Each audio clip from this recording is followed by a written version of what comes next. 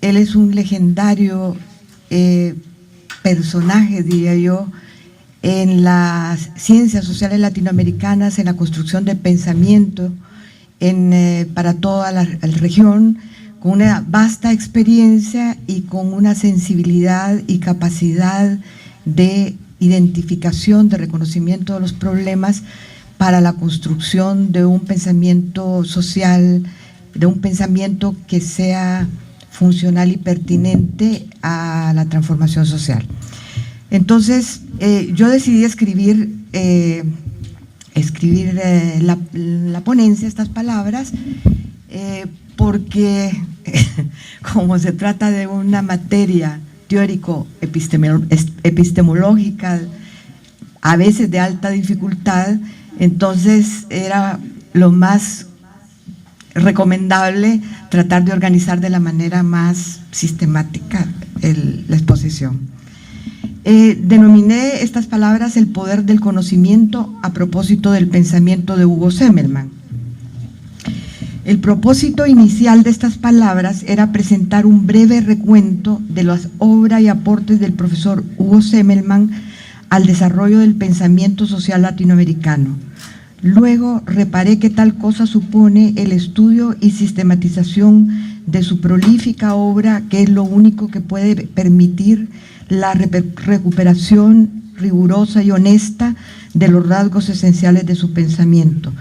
Las propuestas teóricas y metodológicas de Semmelmann se han desarrollado y profundizado a lo largo del tiempo y se encuentran entretejidas en sus escritos, conferencias, entrevistas y debates. Muchas de sus ideas inéditas y profundas se han quedado discretamente en el contorno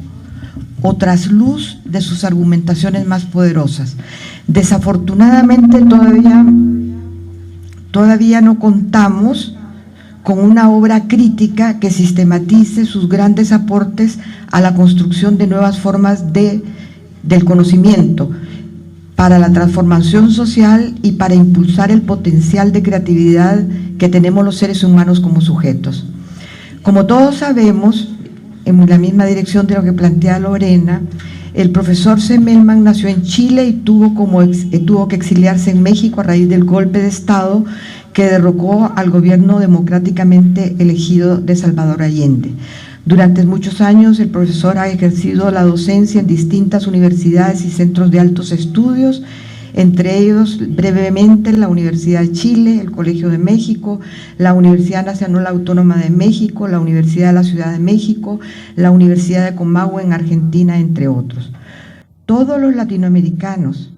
que hemos tenido el privilegio de ser sus alumnos, hemos recibido la donación incomparable de su amor por el conocimiento, de su pasión por interrogarse y de enseñarnos a interrogarnos sobre preguntas tales como ¿cómo se piensa? ¿Cómo se construye el pensamiento sobre la realidad? ¿Desde dónde se piensa y para qué se piensa?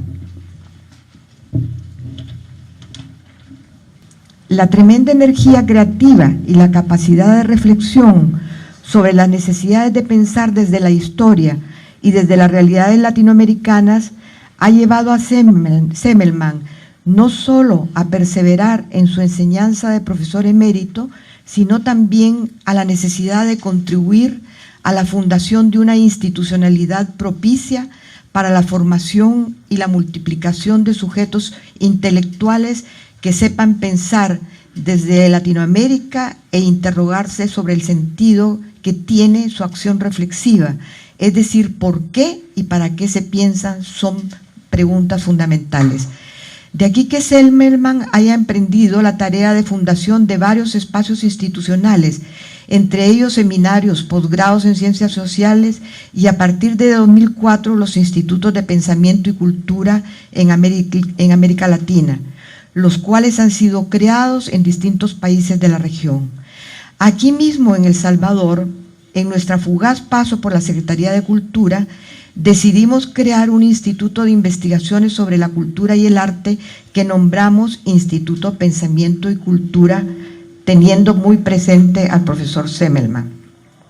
El instituto fue fundado el 16 de noviembre de 1989 en homenaje a los intelectuales jesuitas asesinados en esta fecha 20 años atrás. El director nombrado fue el historiador Sajid Herrera, elección que de suyo indicó que privilegiábamos la historia como dimensión fundamental de estudio de las realidades culturales y estéticas de nuestro país y de la resignificación de las premisas teóricas y metodológicas implicadas en la investigación. Pocos meses después, las nuevas autoridades de la Secretaría de Cultura disolvieron el instituto como tal y lo sustituyeron por una Dirección Nacional de Investigaciones similar a las demás instancias de dirección administrativo-burocrático de la institución. En su cuna, entonces, falleció el Instituto Pensamiento y Cultura salvadoreño, concebido para funcionar bajo la lógica del descubrimiento, como diría Semmelman, y hacer de él un espacio de pertenencia, de estudio y discusiones francas entre los profesores e investigadores constituyentes de esa comunidad naciente de pensamiento. Cuando la producción de conocimientos goza de la autonomía y el respeto que merece el trabajo de investigación científica y sapiensal, y cuando los marcos burocráticos se ven contenidos y están impedidos para apabullar los procesos cuya impronta es la imaginación y la invención, el pensamiento, la cultura y el arte florece. Semmelman entiende los institutos de investigación como verdaderos espacios de sentido y por ello los institutos de pensamiento y cultura se esfuerzan por potenciar el encuentro e intercambio. Por razón no alcanzo a leer. El encuentro e intercambio entre las praxis de vida, la investigación y los estudios a nivel de posgrado en dirección a la formación de pensadores críticos. No sé si el pensamiento de Semmelman conducirá con el tiempo a la formación de una escuela de pensamiento, como se nombra al conjunto de autores que adhieren a una misma teoría o a variantes de la misma, cuyas obras aportan a la discusión de los problemas inscritos en ese campo de conocimientos y preocupaciones. No obstante, no tengo la menor duda de que las propuestas y premisas epistémicas y metodológicas de Semmelman constituyen ya un influyente corpus en la configuración del pensamiento de los sujetos sociales, intelectuales, políticos de América Latina. Probablemente el profesor Semmelman no le gustaría escuchar que existe una escuela semmelmaniana de pensamiento si esto significara de alguna manera que los participantes experimentan una reducción de las oportunidades para imaginar e interrogarse, o se dedican a elaborar discursos recitativos de las categorías, haciendo una escolástica de sus premisas. Porque como dice con toda razón la doctora Estela Quintar, Semmelman piensa que lo mejor de un pensamiento teórico es su naturaleza abierta, porque en verdad lo que le interesa es que su obra sea un dispositivo de creación. A continuación quiero enumerar algunas ideas del profesor Semmelman que a mi juicio tienen esa virtud de ser dispositivo de creación de conocimientos para la acción transformadora de la sociedad. La recapitulación de estas ideas se hace en referencia al libro de Semmelman, Configuraciones Críticas, Pensar Epistémico sobre la Realidad, publicado por Siglo XXI recientemente en el 2011. Las propuestas que enumero son las siguientes. Primero, organizar el razonamiento para dar cuenta del movimiento histórico. ¿Cómo es posible construir conocimiento para recuperar la realidad en su movimiento histórico, si su esencia es precisamente el incesante cambio que erosiona y destruye la pertinencia de los parámetros de análisis que antes tuvieron validez? El problema es entonces cómo organizar el razonamiento para construir un conocimiento pertinente a la realidad en movimiento. Se trata de un problema epistemológico fundamental para el conocimiento social, que ha sido parte de las grandes preocupaciones de Hugo Semmelman.